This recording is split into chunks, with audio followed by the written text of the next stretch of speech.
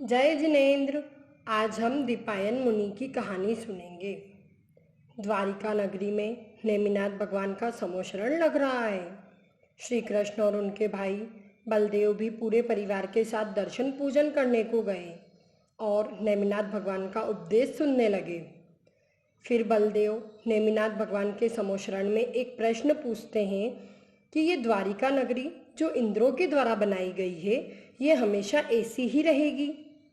भगवान की दिव्य ध्वनि से ज्ञात होता है कि 12 वर्षों के बाद मदिरा की वजह से दीपायन मुनि के द्वारा ये द्वारिका नगरी जलकर नष्ट हो जाएगी।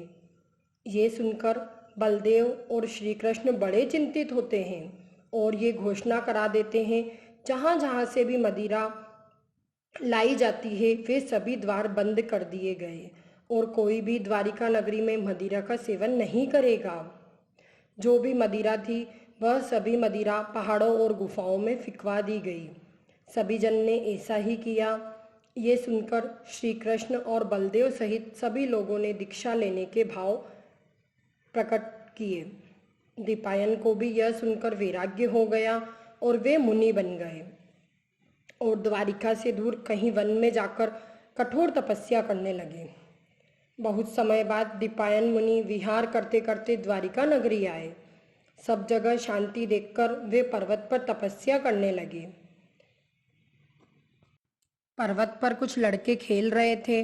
खेलते खेलते उन्हें प्यास लगी तो पास में एक गड्ढे में पानी भरा दिखाई दिया। जैसे ही वो पानी पिया तो उनकी तबीयत कुछ बिगड़ने लगी, क्योंकि वो पानी नहीं, वो तो मदिरा थी जो बहुत समय पहले गुफाओं और पहाड़ों पर फिकवा दी गई थी। इसके कारण वे लड़के अपनी सुध बुध भूलकर मुनि को भला बुरा कहने लगे। उनकी बात सुनकर दीपायन मुनि को बहुत क्रोध आया और उनके क्रोध से पूरी द्वारिका नगरी जलने लगी। 6 माह तक द्वारिका नगरी जलती रही। क्रोध के कारण दीपायन मुनि भी उसी आग में जलकर नरक में गए। इस कहानी से हमें यह शिक्षा मिलती है कि हमें क्रोध नहीं करना चाहिए। क्रोध से हमारा ही नुकसान होता है। जय जिनेंद्र।